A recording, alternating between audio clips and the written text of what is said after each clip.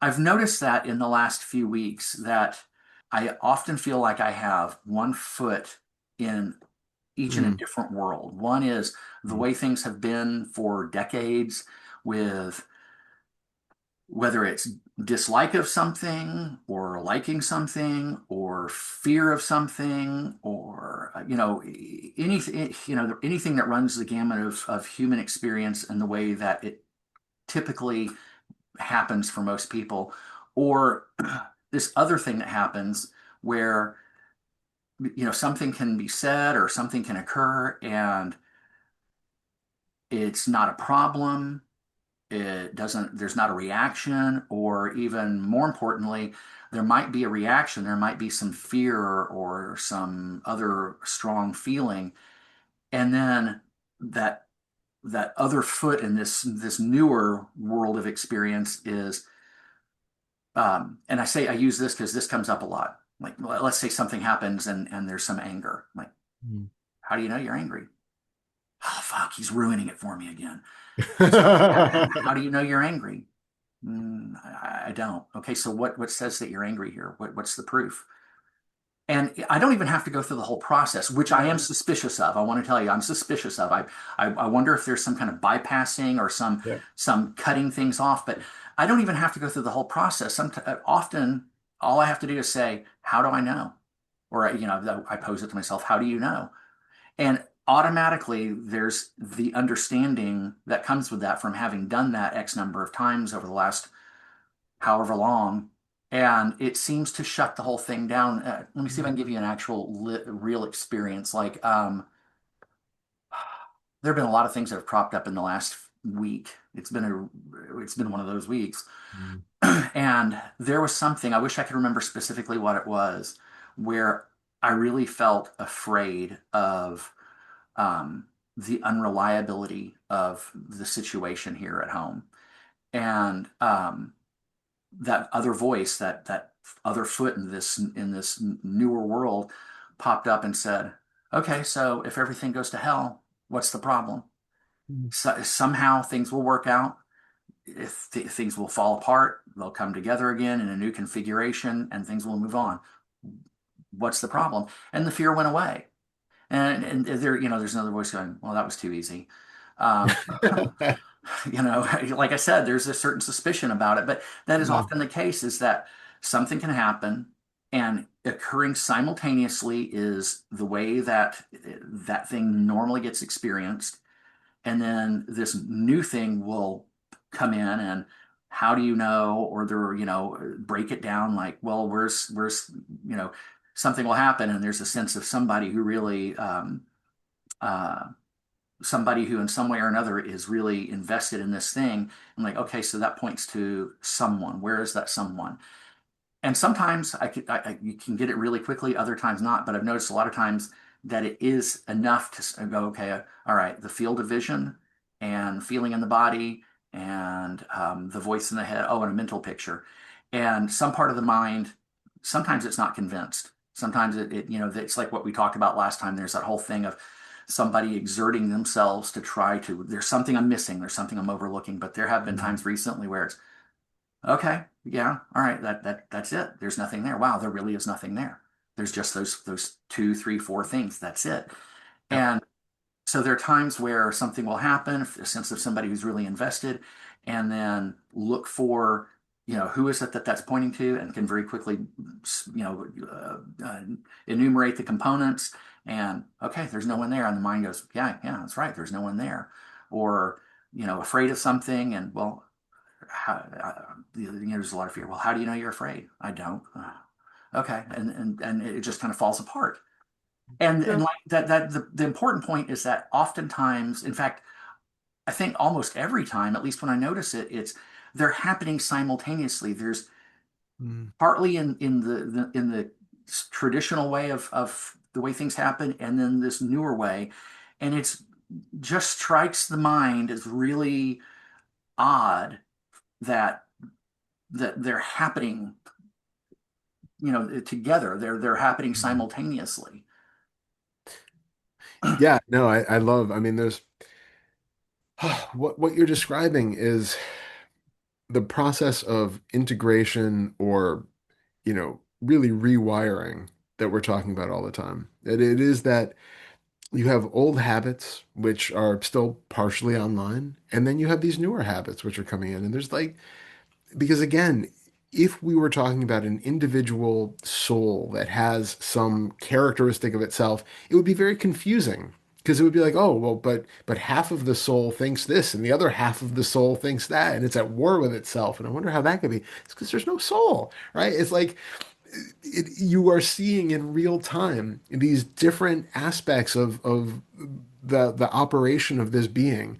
That's some of it is influencing or influenced by all of the conditions that have happened, in your earlier decades that are showing up saying, but the correct way to respond to this situation is to get really angry and to lash out about it. And then these other aspects, which are have have learned from more recent conditioning that there are other ways that we can go about responding in this given situation, and that anger was one option, but it's not the only option. And maybe now we don't even believe it's the most uh, appropriate option. And so now we're starting to weigh over the scale so that these other things happen instead. You start to become more aware. You start to get that meta aware viewing of, hold on, what is actually happening here? And you get that higher view of the landscape in which those old reactions are seen to be no longer relevant or wanted. The Yeah. the thing is that you're I respect your concern about the bypassing side of things because we do have to be Mhm. aware of that. So it's Mhm. kind of a case by case situation depending on, what it is. Um, when you have like the anger, for instance, what was a recent situation, if you can remember one, that gave you that initial burst of feeling of anger, and then the quick look inside of, hold on, how do I know I'm angry? What is this thing that we think is actually called anger? Do you remember the situation from that?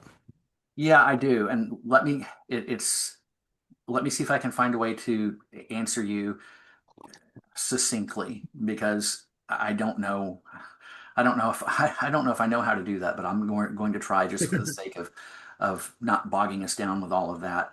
Um, the situation with Tuesday and her boyfriend Mm, is taking a new and very dark turn, okay. and and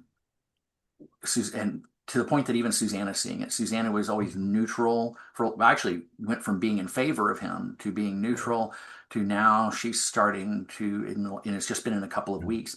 Her attitude towards him is starting to change. She's starting to Okay. see more of the things I've been seeing, Yep. and now she's very concerned. And the situation specifically is that we finally got confirmation that he has actively been working to undermine and try to eliminate my relationship with Tuesday. Okay. But it's not just me; he's also doing it with Susanna. He's Mm, he's putting ideas in her head about both of us, yeah. and she's getting ready to, at some point in time, we don't know when, going to be moving over there.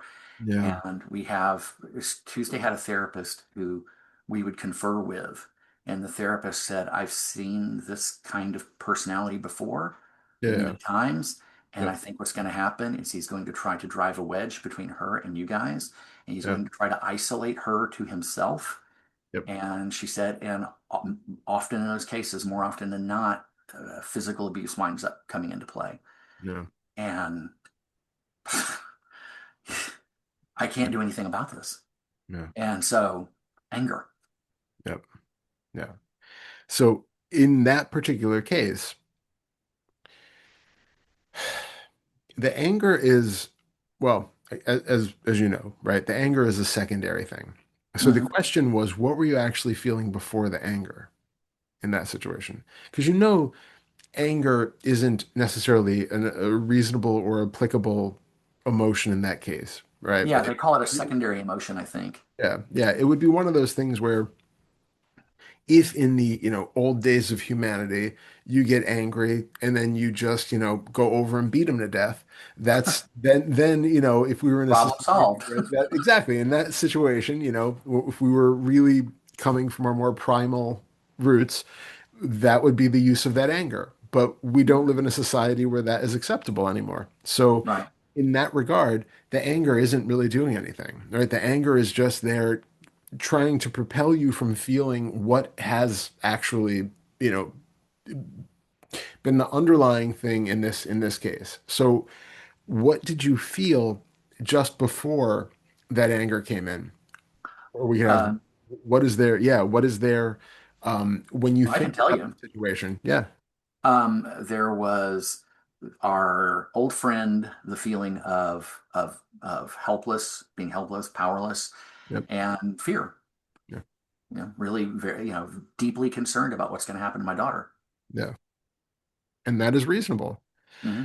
So being aware of the fear not really being, a reasonable response, and recognizing, so I guess, sorry, to answer the question about the bypassing, what I would say is it's good to notice, okay, this anger that I'm feeling, it's really just turbulence here. It's really a feeling of blah, blah, blah. You notice it, you recognize that that is not actually doing anything and it's not solving any purpose. What you can find then is, okay, what do I feel if I don't allow the anger to divert my attention from something? So what would you be feeling if that anger wasn't an immediate reaction? Well, I would assume it was what was there before the anger, the helplessness and the Yeah. fear. Exactly. So, in order to not be doing this in a bypassing fashion, you then still have to go back to sitting with that fear, that helplessness, because that's the primary driving root of everything. By the way, Yep. just to kind of illustrate the point, even a little more in that situation, it was, and there still is. I mean, because it's come up many times in the last few days. Um, that there's the anger, the helplessness, the fear, and then the anger. Although the anger doesn't happen every time, um, but happening simultaneously, happening right along with it is also this other experience of, okay, well, if that's what she's going to do, that's what she's going to do. That's her choice. I can't do anything about it. Let it be. There, and it's kind of weird because I don't really buy into it, but there's almost this voice that says, well, this is your daughter. You should be concerned, blah, blah. Like, I can't do anything. This situation is it has created itself Mm, and it is going to take whatever course it takes. And I am not in charge or in control of anything. I'm just a process in the midst of these other processes. And so there's another part of me inside that is just willing to let it be. And I guess you know what it is I was talking with a friend of mine about it, and now she didn't say this, but I thought I almost expected her to like, this is your daughter. Why don't you care? You should care. And so that was kind of where it was coming from because I thought everyone else is going to think I'm cold, that I don't care, that there's something wrong with Darrell because um, he's not trying to do something. He's just willing to let this whole thing play out with her in the hands of this jackass. mm, You know, but it's not that I don't care. I do. I care very much, but it's not my place to do anything. There's nothing I can do. So it seems like the only reasonable response is to just go along, because in the big picture, nothing is happening. I mean, I know yeah, how dopey that sounds, but in the yeah, big yeah. picture, I mean, to some people, I know how dopey that sounds. And it's not to shirk responsibility or anything, but in the big picture, nothing is happening. It's just wheels within wheels, all interlocking, and things are moving, and stuff's unfolding, and things are happening. And it won't be long before things get to a point where all of this is irrelevant and forgotten. Yeah. Well, It, let's just avoid the Christmas rush and go right to that. yeah, I get that. It is one of those situations where it's really hard because you know, when we're dealing with all the different kind of levels at which we talk, it's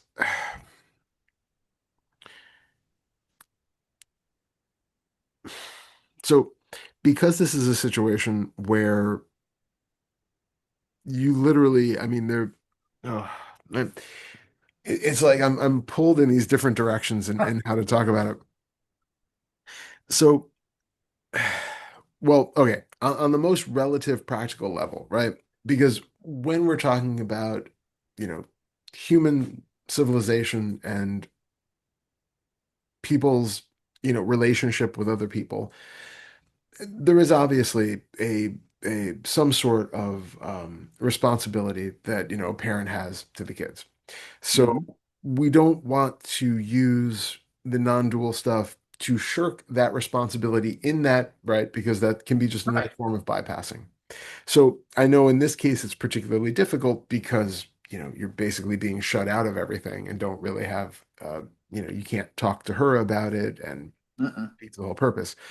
I don't know on a purely practical level if, if the therapist, because if the therapist recognizes that this is happening and is the likely outcome. I don't know if there's any intervention that they can do. I don't know if there are any, local laws or intervening things that I know it's the problem that she's over 18, so she has autonomy. Um, yeah, I don't know what other legal or, help ramifications might be out there to deal with it. So it is worthy to, especially because you have that at least some of that, niggling feeling that you should be investigating something to investigate something, right? Like there might very well be that there is simply nothing that you can do, but just making sure that, that's a reasonable approach also. Now, that being said, it is also reasonable, especially when it's causing all sorts of anger, suffering, hopelessness, helplessness, fear, all of that, to recognize the other simultaneous reality of it, that we really don't, we don't know how any of this is going to unfold. And Right. that ultimately you can't just, Rapunzel her, lock her in a tower someplace, No. keep her safe, because that's also not an option. Um, and there are unfortunately situations where bad things happen where we don't have any reasonable means to stop them. It is useful to actually still, make sure you have exhausted all of the possible, you know, things. Right. But but I'm just saying, because I think it's important that we're always living, ironically, in both worlds at the same time. So you have one always as the counter antidote for the other.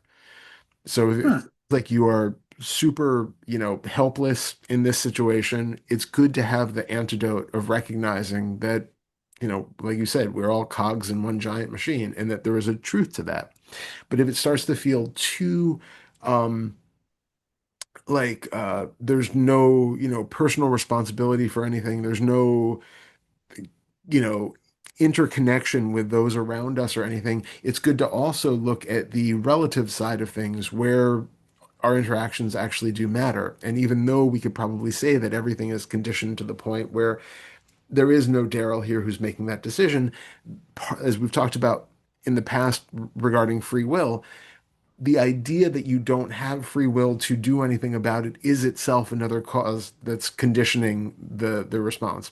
So if you have the idea that you could actually do something, or maybe there is a stone that hasn't been, overturned yet, Hmm.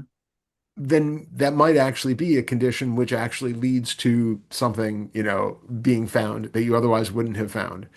So yeah, it's a tricky balance to not muddle up both sides of the Mm. understanding, and so that we're sort of the most effective with the least amount of psychological stress. Right. Does that make sense? It does. Here's the thing is that first of all, the primary experience of this really is one of acceptance, for lack of a better word. That's not even really quite the right word. But and it's going to feel weird saying this out loud because this is going to be misunderstood inevitably by somebody. I'm okay with this. Yeah. I mean, Yeah. I don't have any choice. Okay, there's Yeah. two sides to this, and this is the first side is that my primary experience is one of I'm okay with this. There's nothing I can do, and it's not even really mine to do anything in a Mhm. manner of speaking. The way, we talked about this a while back, and I've been thinking about it ever since I watched that short excerpt that you uploaded to YouTube about free will and kind of what you Mhm. just touched on a minute ago about the belief in free will. And the interesting thing about that, and this is the second part, is that the way things often happen is that, like for instance, um, I've got to build a ton of these little guys, box them up, and put them on reverb. And Nice. uh, things have been so overwhelming for at least a year, if not longer, but definitely the last year, that there's just been this state of burnout and demotivation, and it's hard to want to do much of anything. So I'll see something like that, see something that either I want to do or I need to do, or at least that's the idea about it. It's like, Yeah. you know, classically, I've enjoyed that, or, well, that's something that needs to be done. It can't wait. Like we had problems with, still actually are dealing with problems with cars. And Mm. it was very much a case of it things needed to happen in a timely fashion so that we could get to whatever solution we needed to get to.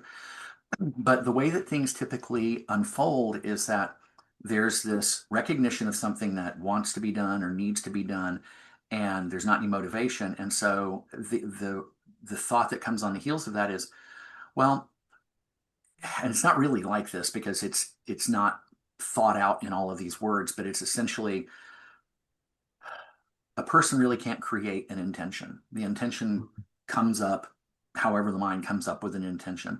So there's this thing that needs to be done that's recognized, but there's not any desire or motivation or intention to do that. So, okay, well, let's just let this go and recognize that when the time comes for that to happen, the time it will happen. And so Mm. instead of pushing myself and, okay, you've got to do this, and really just pressing myself to do something to really force the matter, I just let it go. Mm. And what I just showed you, that circuit board, there was one over here that is in the process of getting fitted. There are all these little weird technical issues about getting the whole thing finished, and I just didn't feel like jumping those hurdles. Yeah. But last night I sat down here, I was watching a documentary about something, and there it was, and just the Yep. hands reached out, got the box, got the parts, turned on the soldering iron, and just started going about it. Nice. Things have a tendency, a very strong tendency, to happen when they're going to happen. And Yeah. so it's not a matter, and I don't disagree with what you said in that one conversation we had previously and just now about free will. I recognize that you're absolutely spot on, but I also see that whether it's stuff here in the house or the cars or this thing going on with my daughter and her boyfriend, that they will unfold when they unfold. They Mm. will appear and begin to happen when the time for that is to happen. And it's Yeah. not a matter of free will or not free will. It's just a recognition that there's no move to or urge to do a given thing. Okay, well, instead of forcing it, let's just let it happen when it finally shows up and is ready to happen. Yeah. And there's a lot of that. Yeah, yeah, I get that, and I agree that that is often when we stop being driven by the ideas of what we should be doing all the time, and that feeling of, if it's an ever-present feeling of unrest or unease, or the thing in the back of the mind that's like the to-do list that never goes off. It's like, Yeah. oh, and I should also do that, and then we always have this feeling of obligation. And for things like that, it can be really liberating to just relax it and then wait for the actual, like you said, that just, oh, well, now the hands are reaching out to do the thing. It's just now's the time and here it is. And we, Yeah. we don't know why that is. Obviously we have no idea which, planetary alignment just happened that made all of a sudden now is the right moment. But something happens. Everything is kind of coming together in this moment. Yeah. The committee never informs us. Yeah, no, not at all. Yeah, exactly. No idea. But the thing I think for people, why I want to make sure that I'm being emphasizing it enough, is that it's possible for people to take on a very laissez-faire attitude toward life in a way where the attitude itself is directing or at least adding into part of the conditioning that leads to one outcome or another. An issue is that people tend to kind of default into everything happens for a reason.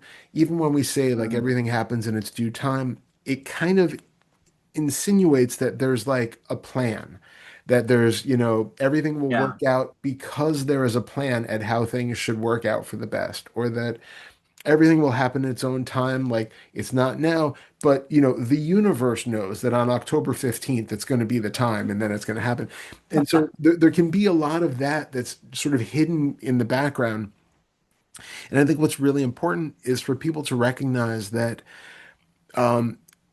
it's not apparently from the way that it appears. Maybe it is, who knows? But I don't think it's a pre-written universe in that regard. I don't either. Um, Everything is constantly, new causes, new conditions are shaping what is going to happen in some way.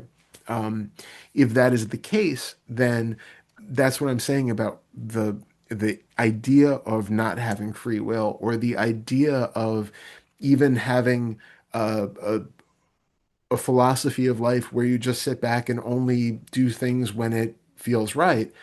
That itself is changing the conditioning of when things are going to happen or if they're going to happen. Right. So it's like, it's not to say that you have free will as we talk about it, but there is a difference. If you are like hopelessly neurotic and, feel like you have to do everything as soon as it comes to mind, and if you don't, you're not going to be able to sleep tonight, that is going to propel you to doing certain things. Having the idea instead that, you know what, I'm just going to relax. And then when my hands move to do the thing, I'm going to do the thing. That's going to lead to other things happening. Now, some of them, Mhm. it may be the same things happen. Some of them will not be the same. But that is being determined because of the idea which is propelling you onward, either to relax and, let your nervous system take a break and just do it when it's really necessary or really feels right, or that you're, constantly working out of some feeling of guilt or shame or fear if you're, not constantly getting everything, every task tackled at the moment that you can think of it. All of that is leading to differences of outcome. So the point is that I think is really important for people to recognize that it's not just um, I'm just letting go and letting the universe take the wheel, and it's just happening. That alone, any idea we harbor, no matter what it is, whether it's that there's a self or that there's no self, or whether there's free will or no free will, every concept that we harbor in the mind is creating a different future. And so we should be aware of the effect that our thoughts are creating, basically. And again, it's not to say that one is always the right thing or the other, but it's to keep from falling into um, the overreach of believing in any of them exclusively, or feeling like, okay, that is the way that, I absolutely have to be, because that is like, if I'm just relaxing and letting things take care of themselves, that is absolutely, the universe's plan and everything is going to work out exactly as it should, because, and we don't know that either. There's no proof in there, or given in that either. So it's to really keep us humble in recognizing um, how much the power of our beliefs are shaping our reality at any given moment, and even as it goes forward. So, in the case of like with Tuesday, it can be where, having the belief in having responsibility and needing to do something might lead, and I don't know if it will, because again, I don't know what sorts of tools or other things might be out there that I'm just not aware of.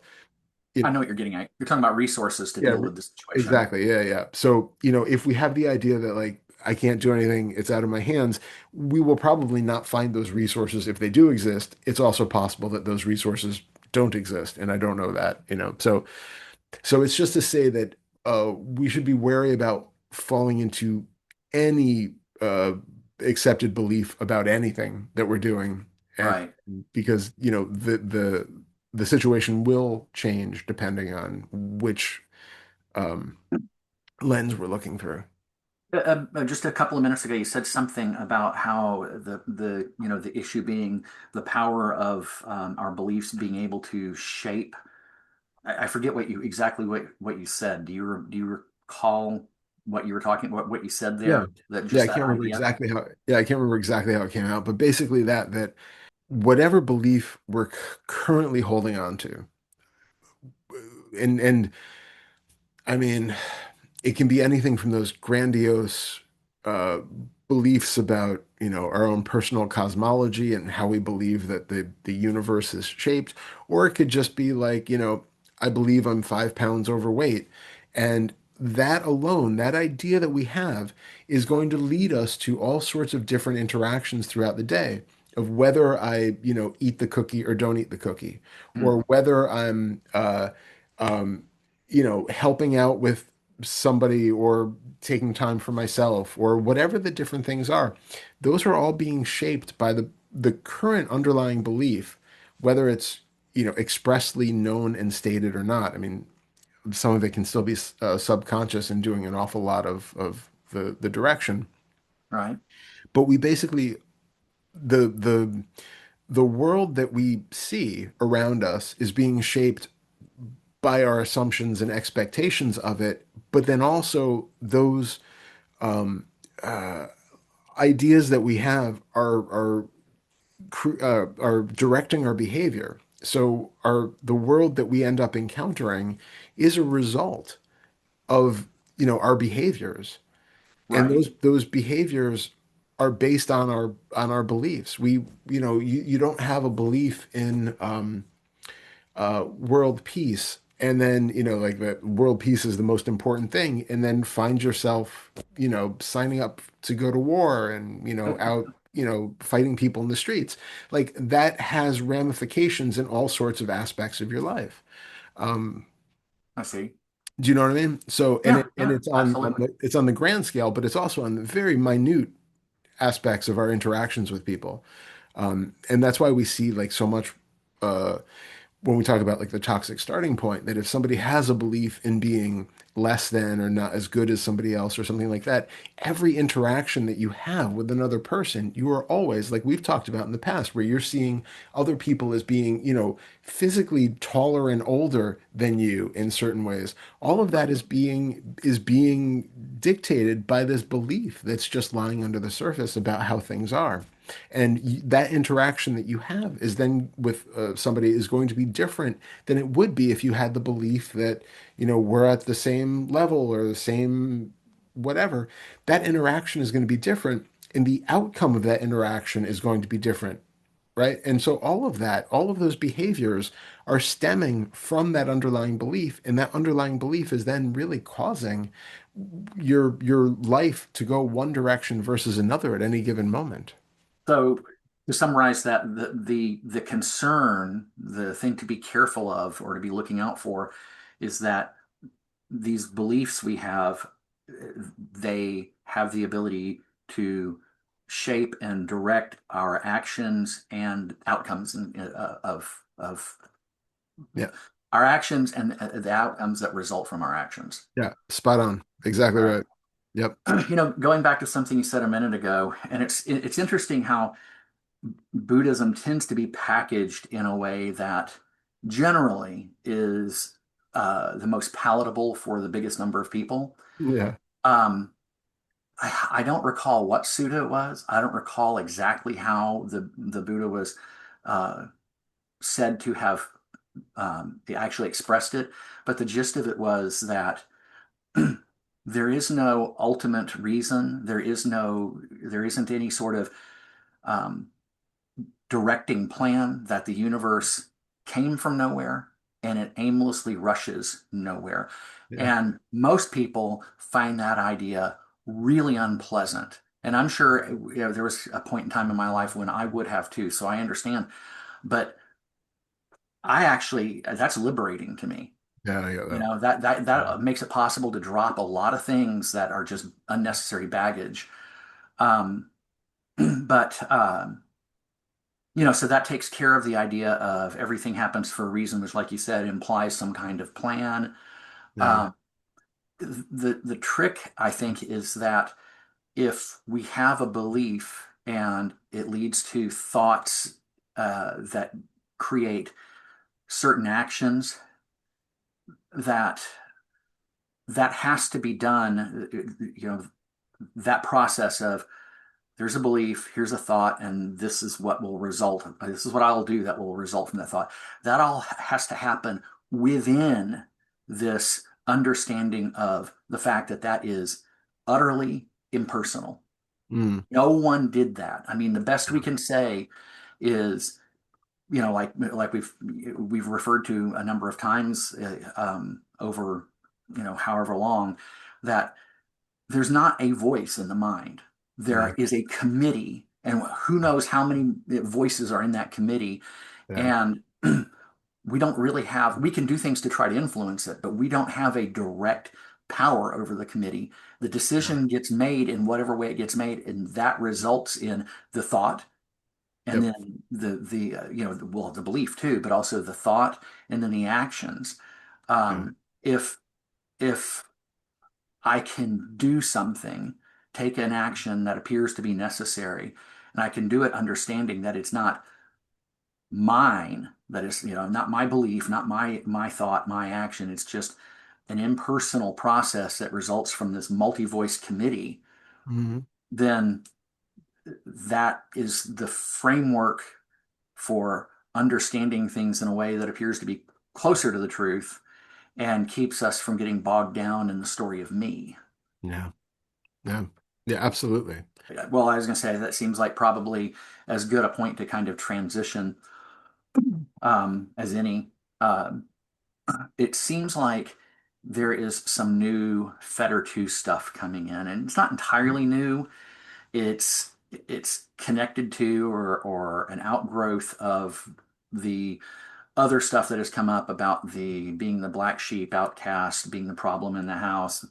Mm. Um, you may not remember, I had emailed you right around the end of December, beginning of January, about um, a lot of stuff that was coming up as a result of, um, and I wish I could remember how I'd phrased it in the email, but I had somehow communicated to you that there had been some memories that had come up around my mom and my younger sister, and when there were all these, a lot of strong feelings coming up, and it Mm. seemed like kind of going through that process again that I went through when all of this, when the that starting point became clear a while back, that there was a lot of strong emotion, and a lot of crying, which it still comes up, and now it's been Yeah. going on 8 weeks later. Um, and as an aside, I'll mention that without meaning to, I tried to ignore it. Mm. And the feelings would come up, and instead of just letting them express and spending however long crying, I would just ignore it. And I woke up one morning, I guess it was into last week or beginning of this week, and there was this just really awful, almost kind of depressive feeling in my chest. And almost instantly, I realized what was going on. That's the stuff that you've been ignoring. Mm. It's been building. It wants to Mm. make its way out of the system. And Yeah. so, okay, all right, lesson learned. Um, now I've been making sure to give it its proper attention when it comes up. So anyway, um, it seems like all of that starting point stuff is coming into a clearer focus in that um,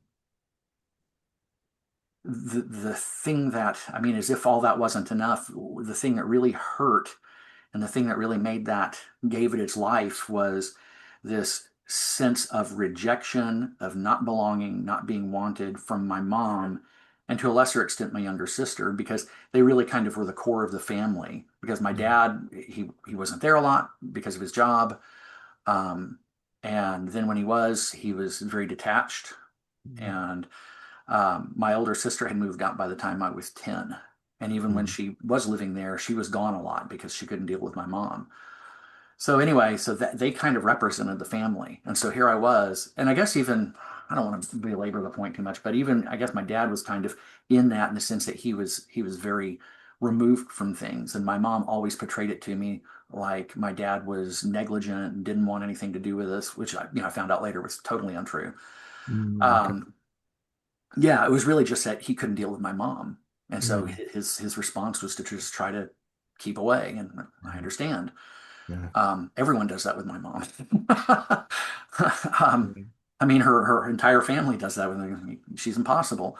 So Mhm. anyway, so and then there have been things over. It's things can happen in this house, and they're not really me being rejected. They're not really me not being wanted, but that's how they get interpreted because of this stuff. And things have come up in the last week or so that have really hit it. The other night, okay, Tuesday's been having panic attacks and anxiety, at least she says. I mean, I don't know how she knows. And so much of what she thinks and believes is influenced by her boyfriend and YouTube. Mhm. So I don't know, but she believes she's having anxiety and panic attacks. So Susanna's trying to help her and support her, and so that and it doesn't work having all three of us in a bed. Yeah. No. Um, so I have been coming down the hall and sleeping in the computer room. Mm. Well, since all that stuff has been coming up, that's been the lens that things have been seen through. And the other night, when it was the second night in a row, which is not the first time this has happened, we had to do this a couple, I guess 2 weeks ago, where I Yeah. spent several nights back here. But then the second night this week, where it came up, I mean, it was just on fire. Just this overwhelming sense of being rejected, not being wanted, not belonging. There's no Mhm. place for me here. And fortunately, I didn't react. I didn't get carried away with it. Didn't overreact. I mean, the worst that happened was I told Tuesday. I said I can't keep doing this. I mean, Mhm. for one thing, I've got to sleep. That's Yeah. that was the big thing. I've got to sleep. For some reason when I'm back here, I find it very difficult to sleep, and it's probably because my all those emotions are so stirred up Mm. from being back here, setting off that reaction of, no good, not wanted. So anyway, that has come up, and it's been a reminder to start using the affirmations again because that's kind of been my antidote for those sorts of things by and large. Yeah. And then the other thing I've been doing is I've just been feeling them. Although the second night back this week when I was back here, I came back here, and before I got in bed, I spent some time writing about it. And I was really surprised. I wrote about it for about, I don't know, I spent about 20 minutes or so writing. And after I had written about it, for some reason, it seemed to alleviate all of that stuff. That's not typically the case. I mean, I can write about something and it'll give some clarity. It'll, help me pull it more into focus, that kind of thing. But I was really surprised that it really seemed to kind of dissipate all of that energy. Mm. Um, and so all of that very long-winded bit to say, um, I'm not making the mistake of ignoring it, but at the Mhm. same time, it's getting kind of tiresome. Mm. It's getting tiresome in having the past continuing to come up. And I understand if it needs to Mm. come up and it needs to be expressed and, there needs to be crying or whatever, that's fine. But it does start to wear on you after a while. And then the other thing is it's getting really tiresome having it um, become the way I see um, things in our house. I see things in our house through that lens. Mm. And Yeah. it'd be nice to not have to continue on. I mean, how do you get through this? Does it ever get to a point where this stuff loses its loses its strength? It ceases to be an issue. I don't know how to phrase it, but um, what do you have to say, I guess, to the idea of when or how do we get to the point where this stuff stops being a source of stress and suffering? Mm. It's a really good question, and it is going to be different, obviously, for everybody because everybody has a different background. Okay. In this case, my first question is, how much conscious belief is there in the truth of that underlying starting point about being not wanted, not good enough, kicked out, all of that? Well, I mean, there's a belief in the sense that I recognize that the way things happened in my childhood home, the family then, that was very much the case. I mean, my mom couldn't have made it any clearer with things that she said over a period of years. And, when Susanna showed up in my life when I was 18, and she got to know my mom and spent a lot of time around her actually. And my mom reiterated those things to Susanna. It's going to get Hmm. noisy here because somebody's delivering something. It's okay. Um, Can't hear it. oh, good. Um, anyway, but beyond understanding that was that was um, reality for me growing up with my mom. When it comes up now, there's always the question of, well, how do I know this is really true? How do I know that that's what this is about? And the only answer I can give to that is that there is this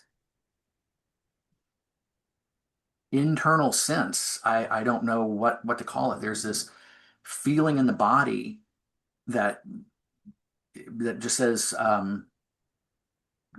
it's true. I mean, and there, the thing is that I don't know if there is a way to know. So I don't know how firm that belief is. I'm I'm just I'm basing it off of this bodily sense that seems to be indicating um, that is true. Well, the first thing though is that when I asked the question about how much the belief was, still being sort of consciously believed or really held on to now, the Uh, interesting thing was that you went back to how it was when you were a kid, as though oh, that's the same relevant Darrell as what we're talking about now in this house. okay, There was an immediate, association with the memories about being a kid and your mother and Susanna meeting your mom and all of that as being a truth that was taken in from the outside because your mom said it. Clearly, it must have been true, and then that was about you as you existed then. So the okay. question is now, is your mother still in the house now? No. Is any of that you not being wanted or good enough or any of that relevant with you sitting in the room right now?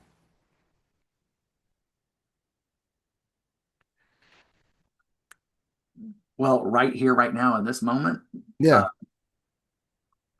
I can't see that it is. No. So the thing is you're using the rule book for a different person for who is sitting here right now. It's like if you spent the first half of your life as a squirrel, you would be now looking at everything through trying to find acorns and nuts, right? And you're Right. the entire life would be like, well, where did I place that one acorn 30 years ago? I can't remember. Like you're seeing things now through a lens which was filtered by the experiences of a completely different person.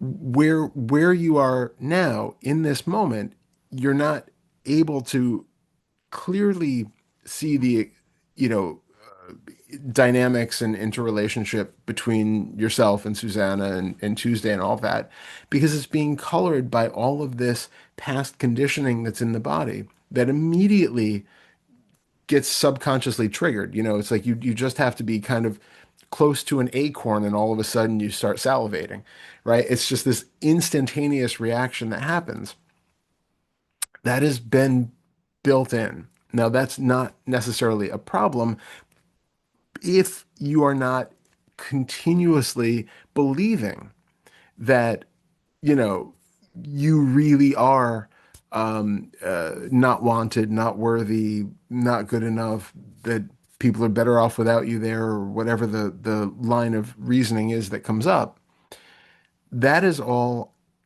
either ancient history from back when you were a squirrel, or it's something that you are currently buying into each time and consciously acknowledging it and recognizing its veracity.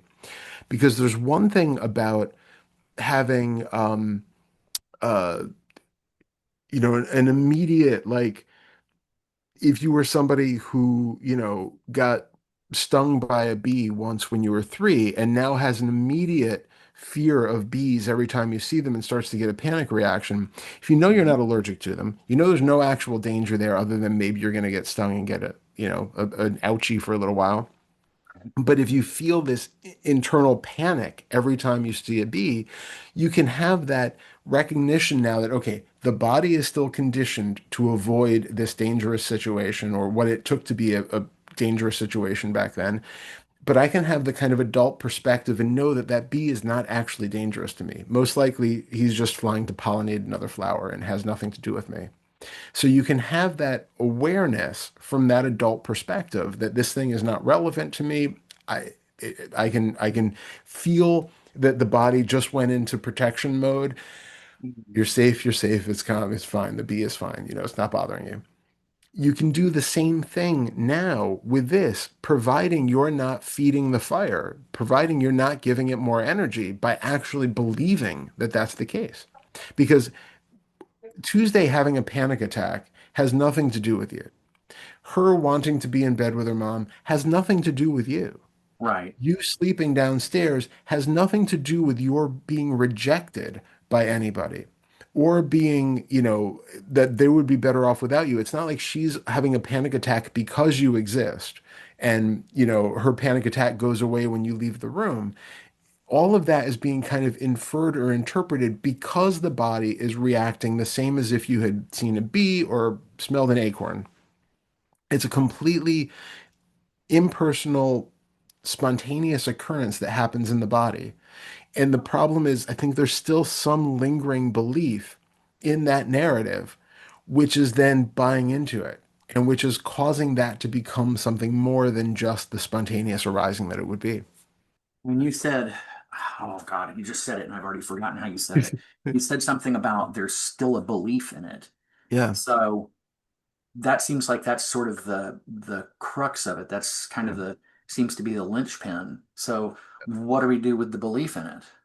Well, question it the same way as if it was a Mm, bee that you were having an irrational fear towards. You could recognize, okay, it's not applicable anymore. That bee is not dangerous to me. The bee is fine. The same here. You can recognize, take that higher viewpoint, that metacognitive viewpoint, where you're like, I feel the sensation in the body, which reminds me of when I was feeling rejected and not good enough back then. Remember that this feeling is just a reminder of what it felt like back then. This feels similar to that. I remember what it felt like. I think I remember what it felt like. This seems to be what that felt like. Remind yourself that I am not being rejected by sleeping down here right now. I'm not being rejected by Tuesday having a panic attack or, wanting to sleep with her mom or any of that, that has nothing to do with me. That I am safe. I am okay. I am, whatever you need to hear at that point, whatever feels relevant and authentic to you is what you need to hear. right? But it's like, it's that it's not just about, gaslighting yourself into this new belief. It's a type of like clear seeing of the situation, which is free from that conditioning. Recognize the moment. So you're saying whatever, authentic thing you need to hear. But what I was saying is the most important part is there's this clear seeing Yeah. of what is here without that belief being at play. If in that moment you can look around in your direct experience and you can recognize that there is a room here, right? Mm, It's nighttime. There's a room. You're sitting here or lying here. There's at least part of a body that's visible, right? Maybe not a head, but parts of the body are here.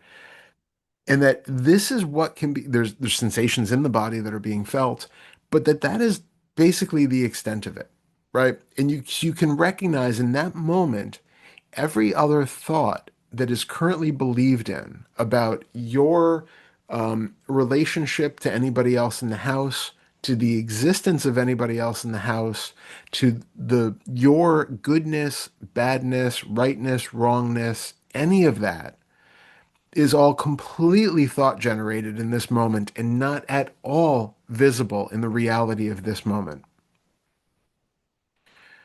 Okay. right? So you can have that sheer clear awareness that what is here right now is a body which is breathing, which is, again, experiencing some emotion or emotional tone or some other expression of the body. But the reality of it stops there. That any thoughts that you have about it, any beliefs that get latched onto it, any other further ideas that come up that try to put it into a context are all irrelevant. They're all created by the mind. None of them are apparent without the mind intervening in some way and creating some story, some narrative arc about it, and how this relates to you as a child, and how this is a familiar thing, and how this plays into the old story, and blah, blah, blah. That has to be made up by the mind again and again on this spot. In your absolute clearest direct experience, none of that exists. So in that moment, you are rewriting the story of what it is to be alive right now. Because that idea that you're not wanted, not good enough, there is no foundational basis in your reality right now to support that. There is an idea. And you could have any other crazed mythological idea come to mind, and you could recognize that that's just the mind saying this thing is just silly and whatever. But it's accepted. It's like this is I kind of almost don't want to say this, but it's something that's been coming up lately. I find it fascinating that as a society, we have accepted certain things that people say as being uh, true and reasonable. So, and even though from a different person's perspective, they do not seem that way. So, for instance, uh, at the end of the Super Bowl, the coach said that I forget his exact phrasing, but basically that God told him to, that this like it was God that was directing him to win basically, and it was all that. And that is immediately by a large portion of the population like taken as like, yes, absolutely. If he had said that, a leprechaun under my bed made this happen, we would all have concerns, right? And like I heard a Grammy speech yesterday, and the person said like we're all being not governed by the government, we're being governed by God, and everybody applauds. And so it's this thing where if you have certain ideas that are culturally acceptable, even though they may not be foundationally true, or even if you substituted in something else for it, it would seem completely irrational and maybe clinical. Hmm. And we have acceptance for that. So the idea that you have of not being good enough, not being worthy, all of that is acceptable to you because it's something that you have been conditioned to believe. Just like if you were Christian, you would believe that God was telling you what to do and making everything happen.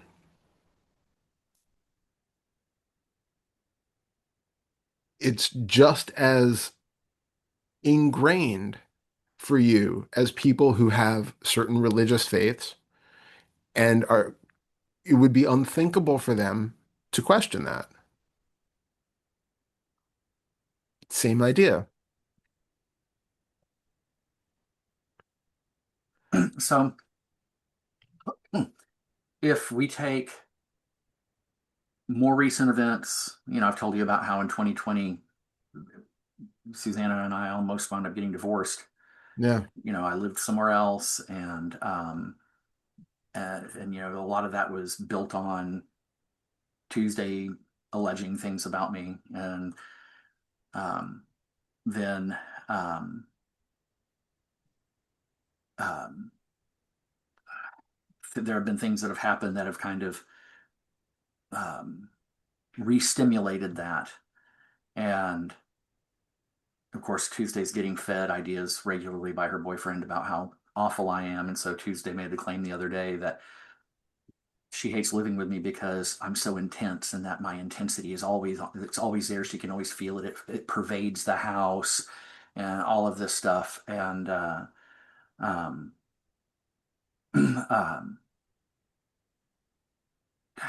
you know, those ideas, those experiences and those ideas fall under the same exact heading.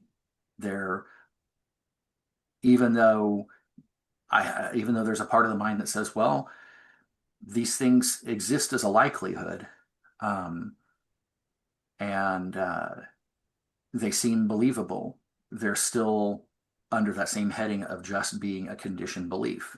Is that Mm. true? Okay. Yeah, I mean, okay, well, we can break that down more. But yeah, when, you know, like Tuesday says that you are, very intense, then you can recognize, first of all, she's on the autism spectrum, which means she's picking up a lot of everything, right? So for her, it might actually be that she is sensing something about you, which she's registering as being, very intense. And, you know, it, I mean, there are so many things that, autistic people pick up on that are, it's not a personal thing about you. It's the lighting in the room. It's something else. It's, a smell. It's any, can be any number of things.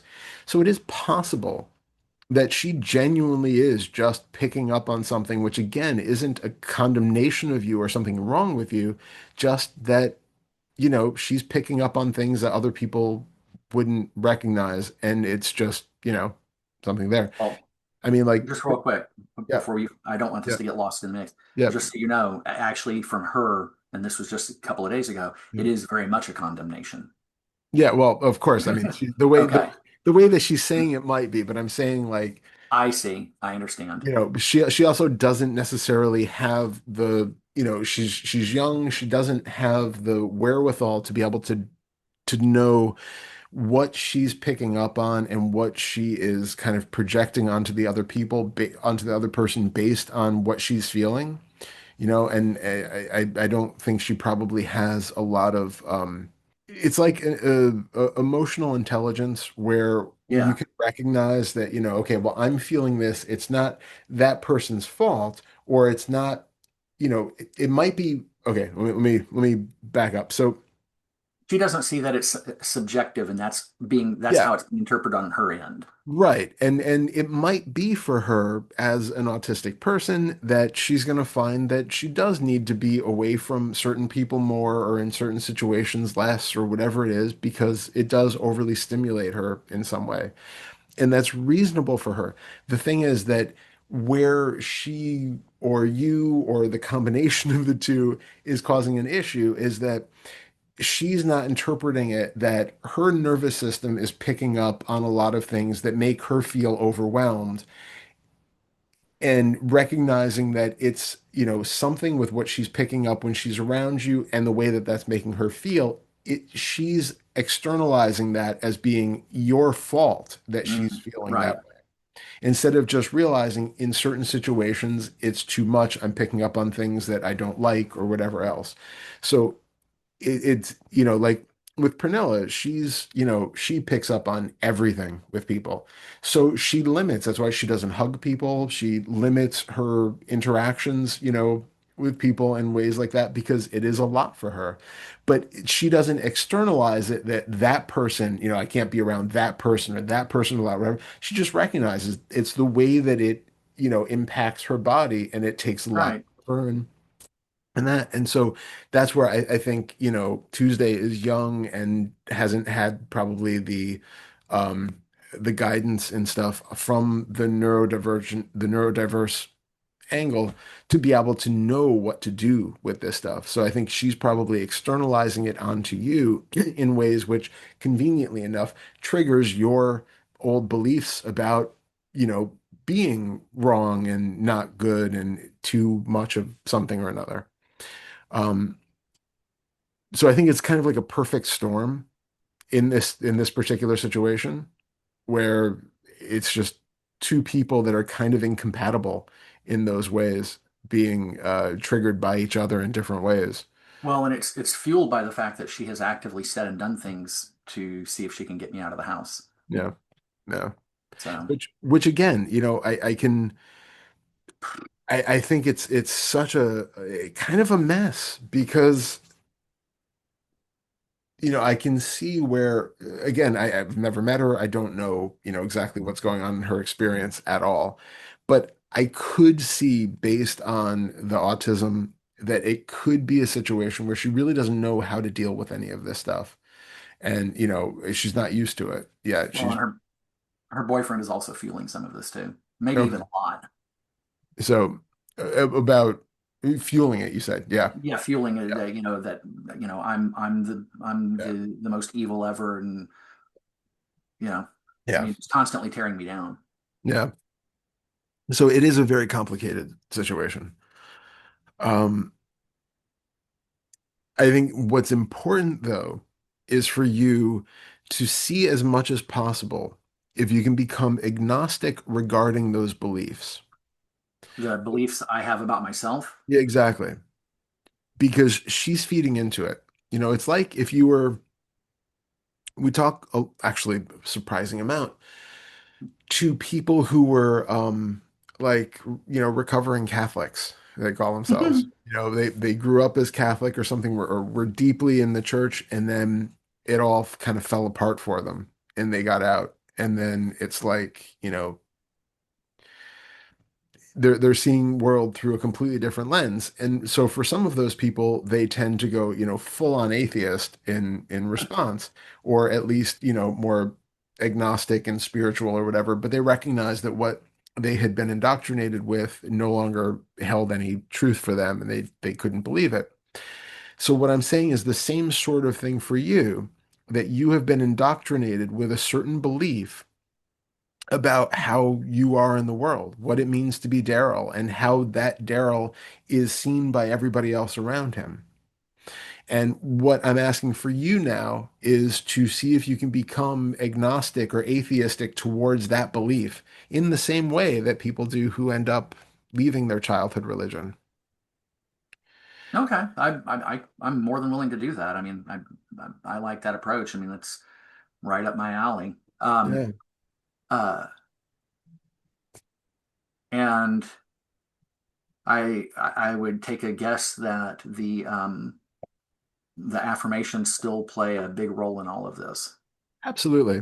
But I Okay, think it's a combination of the affirmations because you're reprogramming the right. old belief, but also that clear view of like, if you were trying to become an atheist, you would know certain ways to look, right? Like there are certain things that you would question that would be like, oh, yeah, actually, that doesn't really make sense, does it? You would start to tear apart the the the, Hmm. the beliefs in the book or whatever it is that you're trying to undermine.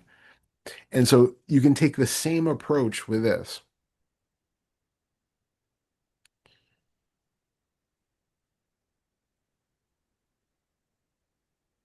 Okay.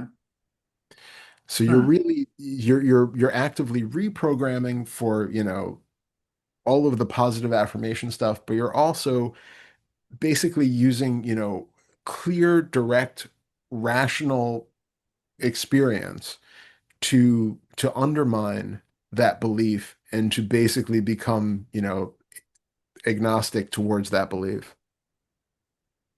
Okay. Well, I mean that's interesting because I'm deliberately not going to ask you for suggestions because I think it would be really helpful to the process to begin to try to figure out for myself how to question these things and tear them down, break them down, and undermine them. I love that. Yeah. So, Yeah. Yeah. And it is going to be a personal prospect and process to find out what for you really feels true about it in that moment. And then question, in a sense, part of what we're doing with all of our inquiry is that same sort of undermining of, okay, well, how do I know that what I'm experiencing is blah, blah, blah. But it's really like diving in and really does, letting that light of reason and your direct experience dissolve that belief, which is not actually sustainable in this moment.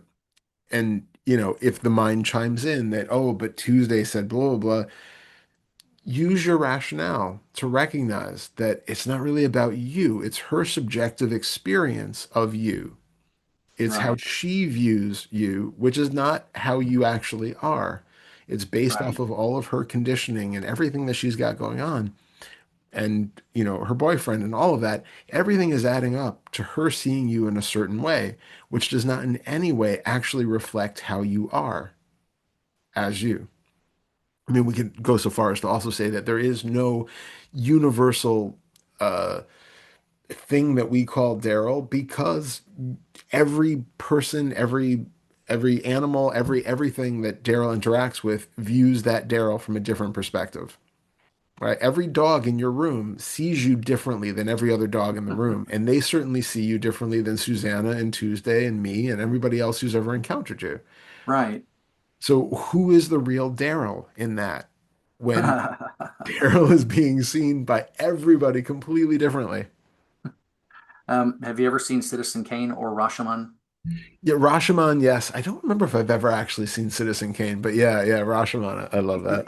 Yeah, they're both. I've seen both multiple times, and they're both the same basic idea that you get these people reporting on a person or an event, and everyone else is reporting something very different from the other person. Yeah, completely. So who is the real Darrell? Yeah. And even when you look in a mirror or you interpret your current state in the moment, that's only this moment's current interpretation based on your own conditioning. You cannot see the real Darrell because you are coming with just as much subjectivity and conditioning as everybody else. Well, you can't see the real Darrell or the real anyone else because there isn't one. Exactly. But really let that sink in. Like really when you're having any of those moments of this Darrell really is fundamentally bad or whatever, Which one? which one exactly? Who is that one that can be subjective or objectively seen as the real Darrell? All there is subjectivity all around, even from the inside.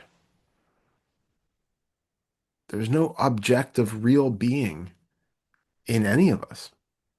So, since you're going to be gone for a while, and I Yeah. don't know if we'll actually get a chance to speak during that time, um, what I wanted to try to do with that time, um, in the interest of trying to move the project forward, so to speak, Hmm. there has been some limited success, a beginning of putting a crack in the edifice of this of Federer's 4 and 5. I told you about how the caffeine intake has become limited. The voice in the head doesn't have quite the whatever it was that it has. Um, because it doesn't always lead to like, oh, stop and get an energy drink. In fact, it never Mhm. even happens anymore because it's has limited success. Yeah. Um, Plus, it used to be I could feel really awful, like really strung out from, say, lack of sleep and having had caffeine already. And you'd think feeling crummy and pouring more caffeine on that, you'd go, God, no. But in the past, that didn't hold any sway. That voice would Mhm. pop up and it's like, here we go. it's a foregone conclusion. Well, that doesn't happen anymore. I can Amazing. recognize I feel really strung out. I feel really jittery. No way, no Yeah, way, man. And that's the final word. amazing. Other things have popped up along those lines where there are areas where um, um, that compulsion towards things is getting um, has become, I don't know, mitigated. And I'm not sure the word I'm looking for here, but so all that to say, there's a nice start, but that's all it is. It's a nice start because there are a lot of things where there's compulsivity and it happens. Mm. And I can't think of a good example right now. Um, or since we're really talking about Fetter's 4 and 5, it's not just about that. It's also about liking and disliking, and whether it's I don't know. I can't think of a good example, but there's still a lot of that. What are the words that we normally use for this? There's aversion and I forget what the other one is with 4 and 5. Aversion and Craving, desire, ill will. yeah, desire. There's desire and aversion, Yeah. craving, ill will, and so that applies to significantly much more than just being compulsive for caffeine or what have you. Like I told you earlier, Susanna can play music that in the past would, yeah, Yeah. immediately fast forward past the song or make some noise, and Yeah. Yeah.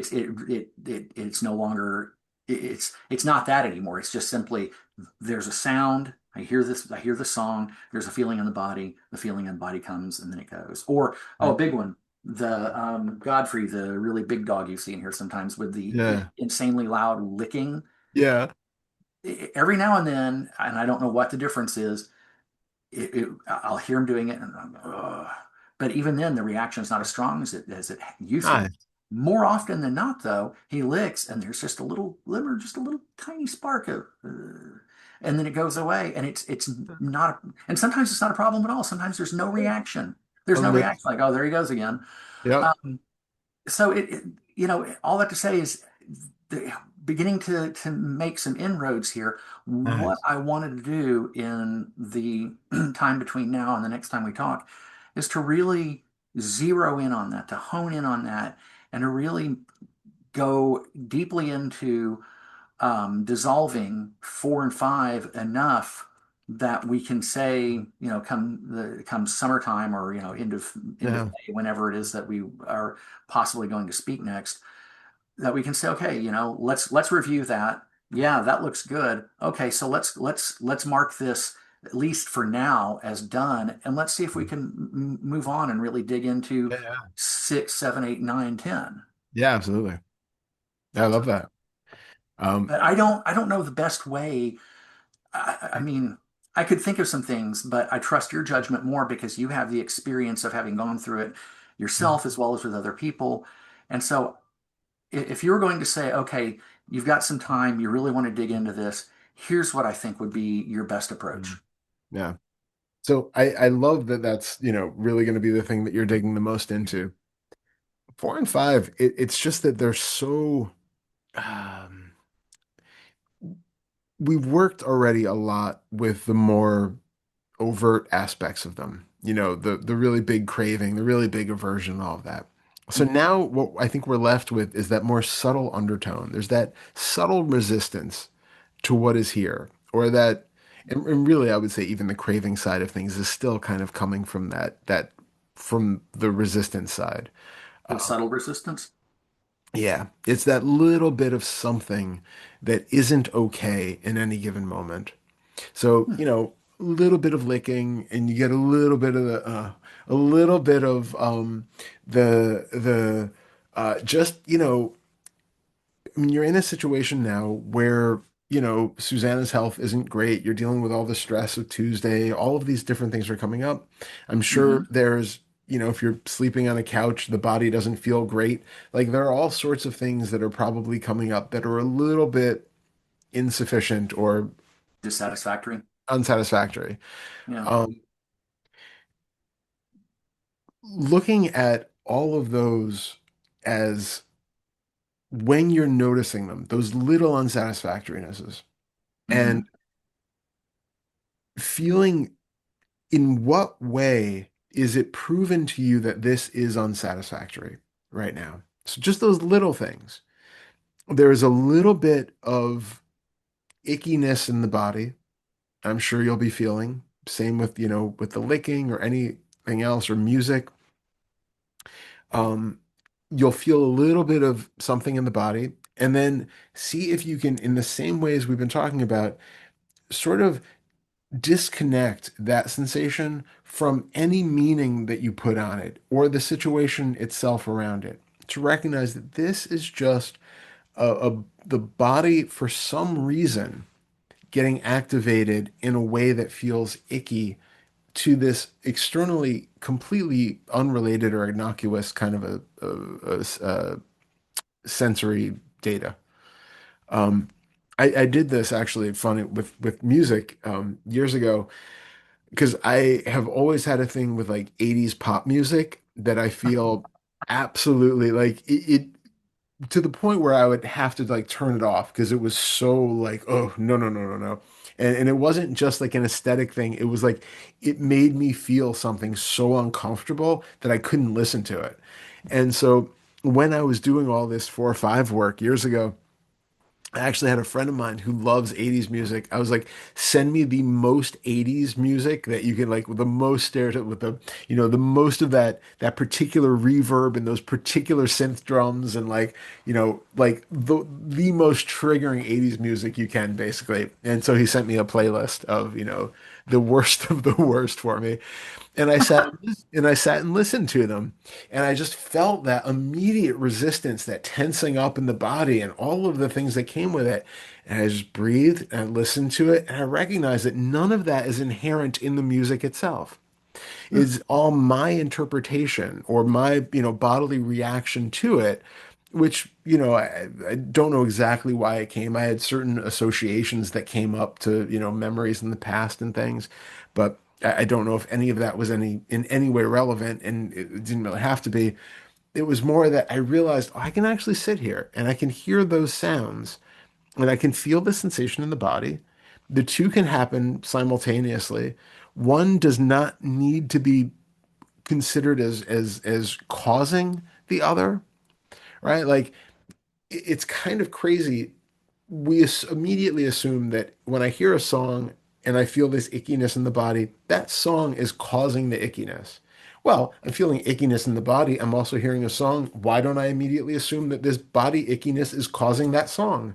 We don't we don't, we don't go in that direction, right? We only assume that the causality is happening in one direction. So Huh. so let's leave all the causality aside and just be with, well, here is a sound, here is a sensation in the body. When I'm listening to the sound and I'm not immediately resisting it, because that was what was happening. I'd hear the song and I would immediately go into kind of resistance against it and maybe complain about it or whatever else. When you stop doing all of that and you just hear it for the raw sensory data of sound that it is, the ick tends to go away quite quickly in the body, and then you're just left with sound. And so I Hmm. was able to completely change in pretty short order my deep aversion to 80s music. I still don't like it. I'm not a fan, but I don't have the deep guttural emotional response to it that I used to. So it stopped becoming a thing. But it's that same practice where recognizing that anything that causes that in the body, that does not indicate anything about the external situation, nor does it mean that, I need to do anything about it. I can actually just sit with some ick in the body, let it play itself out, and then let that other experience just be there. It doesn't have to become anything else. And so I would, yes, recommend, doing that if you have any of those. But Hmm. it's really those the subtle resistances, that subtle bracing against things being the way that they are. I know you've said like, you have acceptance about things going on with Tuesday, for instance. But even if in the moment that you're being asked to leave the bed and go sleep downstairs, Mhm. what is happening in the body in that moment? There is a resistance happening to the idea of leaving the comfortable bed and going downstairs, of, all of the different things. There is a resistance happening. That resistance is what you can feel. Okay, this is what is happening right now. I'm walking downstairs and I'm going to sleep there. This feeling of resistance in the body doesn't actually change anything. It doesn't help anything. It doesn't, renegotiate the situation for a future instance. It's just causing me to be at odds with the present moment in a way which is completely unproductive. It's just causing me suffering. Is that necessary? Can I accept right now that this is here? And we can get a lot of mileage through that. Um, you're also I would highly recommend, since I gave you a copy of the book to check out while I'm gone. Mhm. There's like a third of the book is just on 4 and 5, so there are Oh, a okay. lot of exercises and other material that you might be able to get from reading that as well. Okay. I hadn't forgotten it completely because I've got Yeah, it set aside with my Kindle and the feedback suggestions that you put in your email printed out. thank you for that. So I hadn't completely forgotten it, but in this moment, I had lost track of that and didn't even think about the fact that, oh, there's a resource there. Yeah, there's actually a lot in there on 4 and 5. So hopefully there will be some things in there too that help. Um, yeah, one thing in brief, and I have it actually in the book. There's a whole kind of explanation of it, but the basic idea, there's a practice that you can try. Um, I expect this, and I accept this, Hmm. and Okay. so basically, in any given moment, in short, you are um, putting yourself at odds with the moment because something is happening that the body um, didn't expect, right? Hmm. So um, basically, as I describe it in the book, the brain is predicting what's happening or what's going to happen all the time, and it's noting when there are prediction errors. So, it predicts that in the next moment, I'm going to pick up a glass of, you know, water, and that the glass is going to feel a certain way. It's going to have a certain heaviness to it. It's going to, be a certain temperature and all of that. That prediction is what we're recognizing. If I pick up the glass and Hmm. it's, a quarter of the weight that I anticipate it to be, that's going to get registered and like, oh, that Right. was a prediction error. That there's something weird here. And the same thing happens like when we're driving in a car and you get motion sick. The body is giving you one set of signals that I'm stationary and I'm, reading a book or something while driving and everything seems stationary. But the vestibular system is going, but I feel like I'm moving. Something's wrong here. So there's a prediction error, and that prediction error makes us feel queasy. We feel like there's a, a discrepancy between the two signals. So, in a sense, what we're feeling when we are at odds with the moment and we get that ickiness in the body is our prediction error Hmm. sensation. That I'm expecting something to happen. I was expecting to spend the night in bed. Now it turns out I'm actually walking down to spend the night in the office. There's a prediction error. I predicted one thing was going to happen, something else is happening instead. And so you feel this deep sensation in the body, which seems to be saying there was a mistake here. So the first part of the practice that I recommend is to tell yourself in a way which isn't gaslighty, but to see what it feels like if you embody that idea. I expect this. You have been in this experience before, right? You have left the bed before. So it is Hmm. potential that at any night that might happen. So you can tell yourself reasonably, I expect this, and see what happens in the body when you give itself the reassurance that I actually expect what is happening. This isn't an error. This isn't a prediction error. This is something that was expectable. I expect this. And so that's the first half, is to take whatever's happening and really feel for a moment that you truly expect life to be the way that it is, because it is. You know, it's not that I expect that it's going to be this way in 6 months, but like right now, you know, I'm taking a drink of coffee. I'm tasting coffee. I expect that. I expect that drinking the coffee matches tasting the coffee, right? There's an expectation, and the expectation has been met. Even if I was taking a drink of coffee and really hoping it was going to taste like hot cocoa, I can still expect that it actually tasted like coffee, right? And my expectation was not reasonable. So the first half of the practice is basically to recognize that I expect whatever is happening right now because it is happening. And in that you're kind of you're sending a signal that's calming the nervous system too, because you're not at war with the moment in that way, right? You're letting the whole system know this was expectable, this is fine. And then the other half of it is to say, I accept this. And again, not gaslight ourselves into it, but to actually feel what it's like to accept the base level of reality right now, that I am sitting in a chair, my back is a little achy, I am tasting coffee, I am walking down the stairs, I am sleeping in this bed tonight, not the other one. It's just a base recognition and acceptance of the facts as they show up. It's not on a greater scale, and it's not in this, and it shouldn't be this way, and a man should be able to sleep in his own bed, and blah, and all the stories that we put on. It's none of that. It's just an acceptance that, and this is what is happening right now. And so it's that going back and forth with, I expect this. So you're calming the nervous system. You're telling the brain this is okay. You can expect this in the future. There is a possibility this might happen. And then I accept this and just accept the bare moment as it arises. And then the next bare moment as it arises without putting anything else onto it. And that alone helps to defuse our resistance to the moment, which is just simply putting us at war with what actually is, which is completely counterproductive. I mean, there's, you know, you can't really do anything about it in that regard.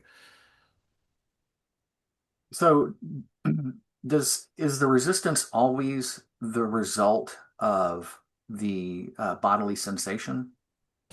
I would say largely, you know, if I'm reluctant to always say that anything is 100% anything, but Well, sure. it's largely driven by that feeling of ickiness in the body. Well, the reason I ask is because there are times where I'll think to look to see what is making a thought, what's giving that thought its authority. Why is that thought unquestionably taken to be true? Yeah. And I can see that the body sensation, for whatever reason, I don't really understand it, but I can see that the body sensation does seem to be the source of why that's taken to be true. And like take that thought with that bodily sensation, for some reason you have this Yep. unquestionable authority. But I've at times I've wondered, well, is there something else that contributes to that absolute authority other than the bodily sensation? But it I can't find it if it is. And I think there very well could be. I just can't seem to locate it. No, it plays such a strong part. The body plays such a strong part in corroborating the thoughts and making them seem substantial in any of these regards, in terms of emotions, in terms of, you know, just generalized beliefs that we have about ourselves and the way the world works, and, you know, anything else. So that resistance is usually, I mean, like, if you picture it like this, picture you're in a situation that you are, you know, not um not particularly happy with. I don't, you know, whatever the situation is. But imagine that there is absolutely no sensation in the body available in that moment. So you're seeing whatever it is, you're hearing whatever it is, you're whatever is a triggering idea for you. You're there, you're witnessing it, but you don't feel a single thing in the body. Does it still have the impact that it would have? Okay. Do you know what I mean? Oh, I know exactly what you mean. And And generally um, speaking, the answer is probably going to be no, right? Like we derive so much of our experience of a situation by the way that we feel. I mean, even like um, like the feeling that we have of like moral disgust and that sort of thing, it uses the same region of the brain that deals with actual physical disgust. So when you see like rotting meat or something that gives you that feeling because this is, the body has learned like if I put that in my mouth, I will get sick and maybe die, feel right. revulsion towards that. It's the same brain region which is used to register moral disgust, which is Huh. why we use those same words for it. We feel it the same way. I am disgusted. I'm sickened by that, right? It's the same exact physical reactions that we get when we see something that we are morally outraged and disgusted about as we do when we're seeing things that are, physically revolting to us. Um, and so because of that, we're dealing largely with these same bodily Hmm. responses to things. Um, so yeah, I think, obviously everybody's internal experience is different. I mean, we are going to Right. be doing a panel, I think it's next week, with people who all have either aphantasia or anauralia or both. And so their inner worlds are completely different. In terms of their whole thought space and all of that is completely different. So I would never say that, everybody is going to have, all reactivity is going to be based off of or all resistance is based off of some icky sensation of the body because not everybody experiences their internal bodily sensations the same way. But, you Well, know, yeah, I don't know what it was about that brought this to mind, but you know, there is it's kind of saying the same thing, but starting from a different point. There is something else that gives seems to give thoughts their authority, in that if you have a thought about a certain thing, um, and that has a lot of associations going back, it seems like that thought automatically is taken very seriously.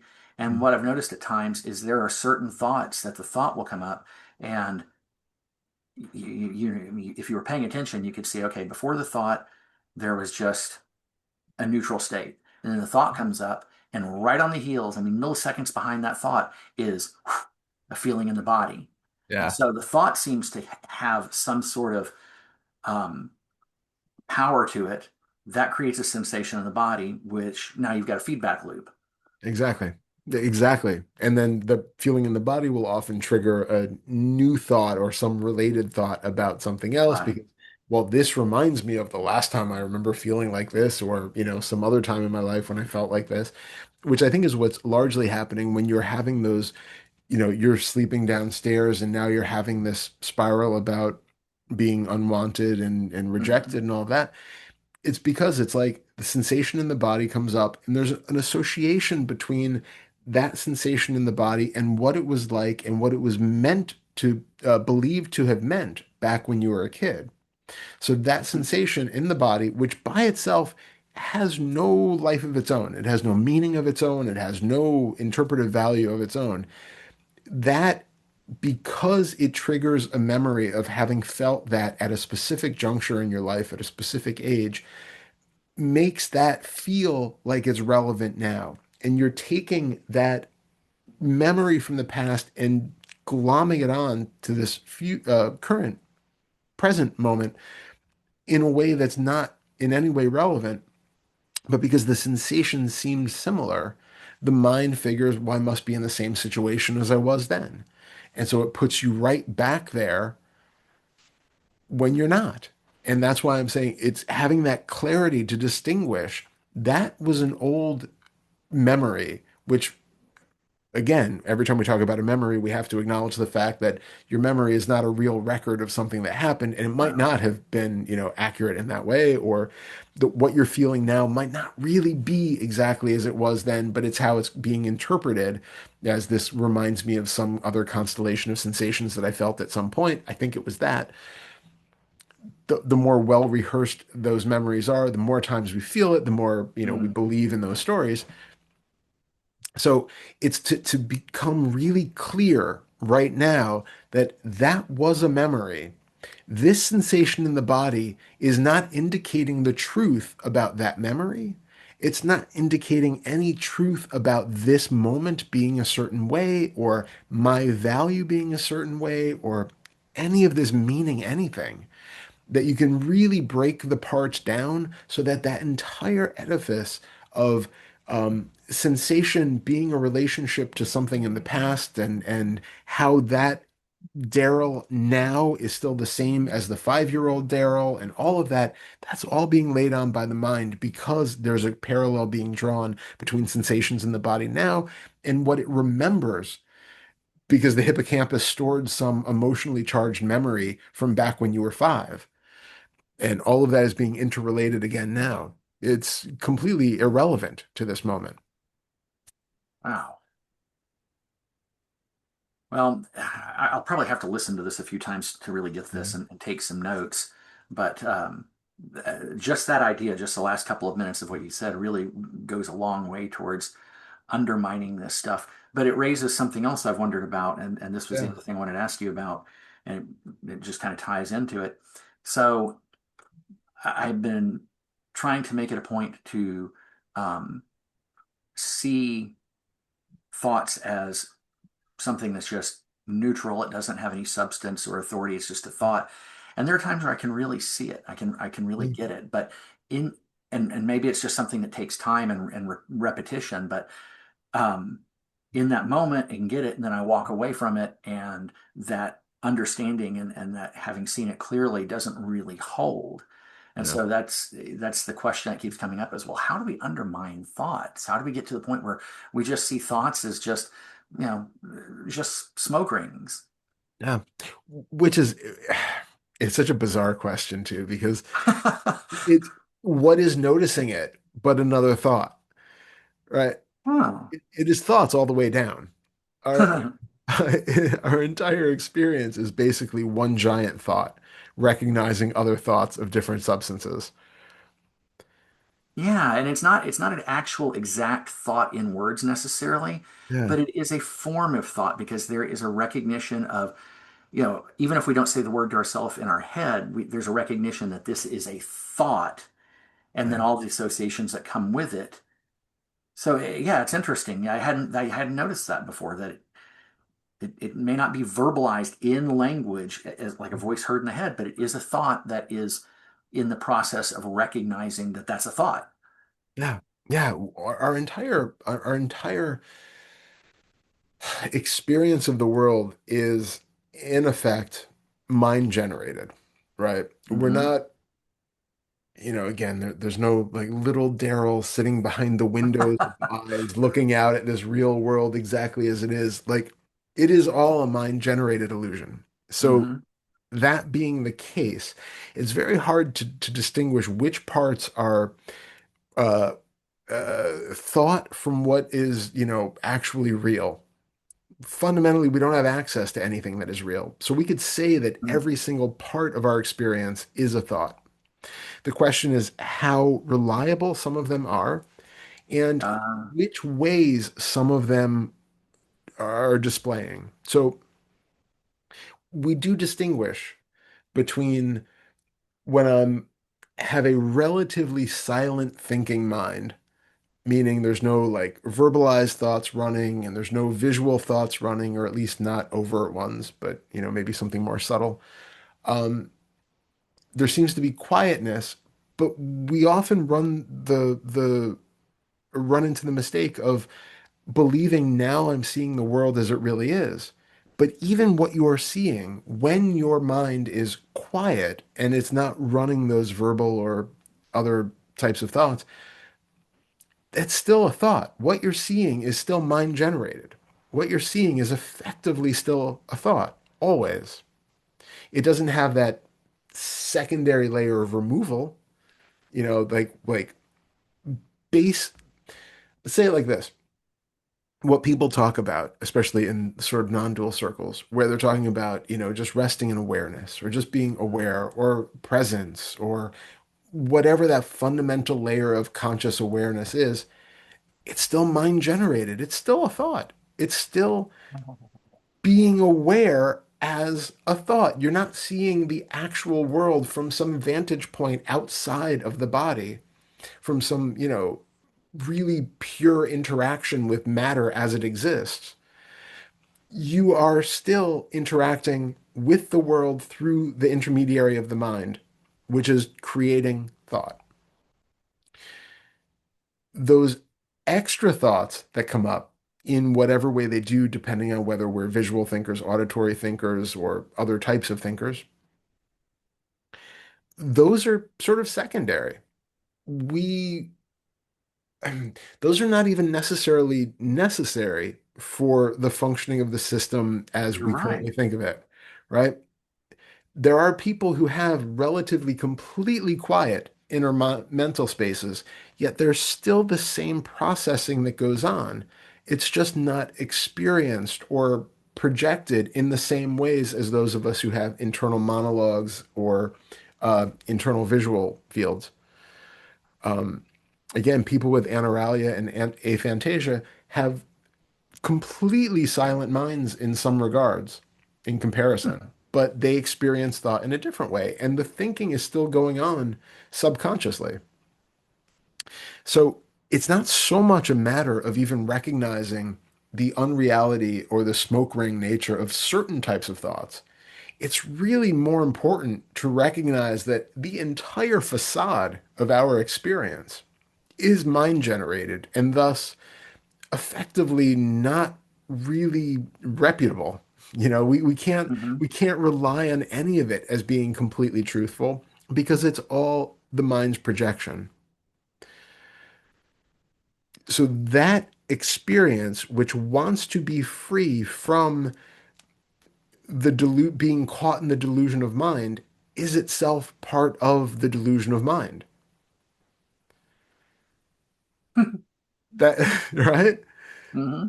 That character who believes that it can see through the belief in the mind stories and stop being attached to and associated with those is just one more fabrication of the mind as it's generating all of this. Huh. Wow. Hang on a second. Yeah, I need to let that sink in for a moment. take a moment.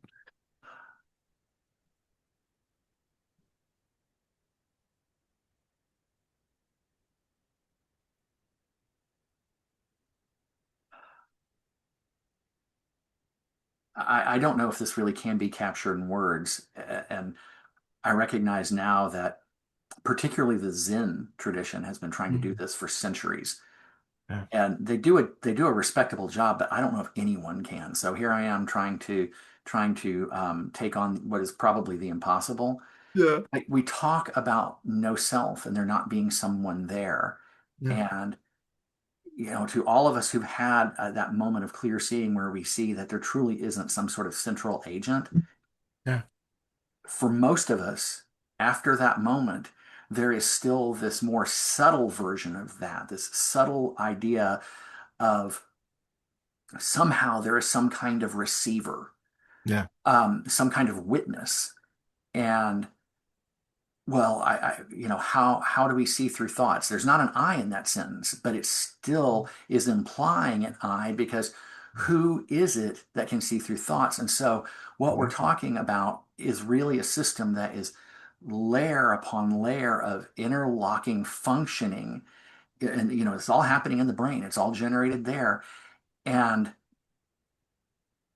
all that is happening is it's very it's don't know how to get around this word. It's self-referential in that it's referring to the neurological system, yeah, not a someone, not an anyone. It's yeah. just referring to the neurological functioning, which is insanely complex, and I don't think we'll ever map all of it. No. Mm. Um, and seeing through self, it seems like for it to really happen in its fullness, needs to be a deep down in the belly understanding that there truly isn't an anyone or someone or anything at all. There's an absolute zero, nothing other than just processing that believes it has a name. Yeah. I love that. I love that phrasing. Yeah, absolutely. Processing that believes it has a name. That's Hmm. exactly. That's great. Exactly. And even that processing, when it recognizes that, is still the processing. Hmm. There's no escaping it. I say in the book multiple times, there's no, we have this idea that like we're lost in the matrix of the mind and we are somehow going to escape it. But this is this thing which is, trying to escape it is just part of, it's a creation of the matrix. There's nowhere for it to escape to. It is Yeah. it is everything. It is creating its entire world for itself. And there's nothing outside of it to which it could escape to.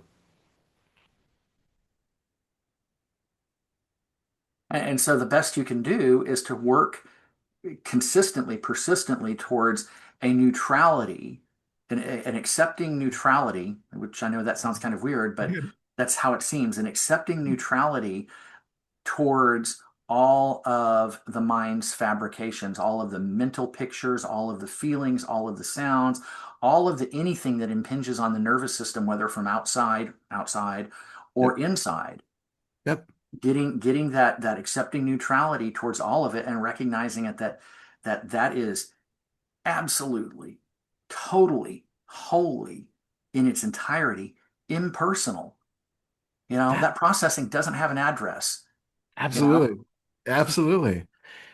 And that recognition that even when all of this happens, when we're as, you know, free and conscious of being, nothing and no one and everything is connected and all of that, that's still just part of the same system doing Yeah, its thing. It's still all part of that same game. That there's no way to escape from it, and there is no one who needs to escape from it because it's all the same system. It's all the same mind created thing. I think the best that we can do is, and what we're really doing is working to retrain the system to be less uh, self-problematic. hmm. Causes less suffering for itself. In doing so, it causes less suffering for those who it interacts with. And that's kind of our best thing because anything that we hold onto a pedestal of it being some truth about the experience or the way it is, like, and this is why I'm even reluctant when we talk about the idea that, like, truly seeing through the self and then having none of that like subtle attachment to a thread of the one who is seeing through the self or any of that you referred to. There are experiences that you can have where you lose like all sense of centrality or all sense of, being attached to a body or anything else. There is really persuasive evidence right now that we know largely which regions of the brain are implicated in those kinds of situations. Hmm. Now, the question is, what do we make out of those experiences? If those experiences are being taken as the pinnacle, that we're really aiming to become completely dissociated from the body and all of our experiences and have this other way of being, that's fine, but recognize also that there are a lot of downsides to that when working in living in the society that we do. Hmm. And that it sounds like it's not really a spiritual thing as the way, most traditions have proposed it for thousands of years, Right. but it's mostly biological. We can kind of Yeah. turn these things on and off. People can have brain injuries that induce exactly the same kinds of states. These things are replicatable. So that being the case, I think what we really need to be aware of is how much is enough when we're talking about awakening. Mm, And just because we can completely turn off certain regions of the brain, which then make it very difficult to live in society and drive a car and do other things, is it really useful? Where are we drawing the lines of what like useful awakening actually is compared mm. to, just brain damage? And I'm not sure that collectively we know enough about the workings yet, or that enough research has been done in this case, and certainly it hasn't become part of the overall discussion enough to where we've decided that. But I think it's a relevant thing for everybody to start kind of considering, especially when we're talking about the more, extreme sides of the awakening experience. If they're temporary, then great, that's fine. You can derive a lot of insight from that. But there are people who have experienced things which are really kind of debilitating from really trying to push so far into effectively, turning off certain parts of the brain. And then kind of finding like new ways to, the brain has to kind of find new ways to integrate and come back online to something that's still functional. And so I think like we're kind of in the process of finding what is reasonable, considering that none of it is a person or a soul or an individual who is doing these things. Who is deriving the benefit from the practice?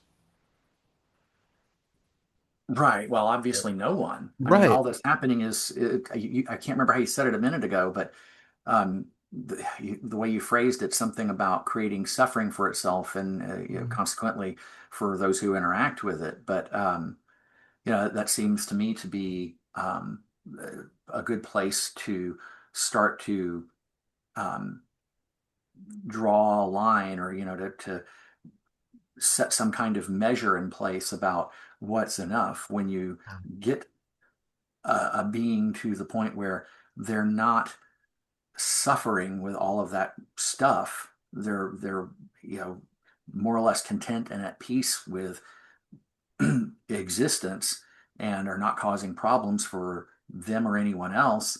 It seems like anything beyond that is, what's the point?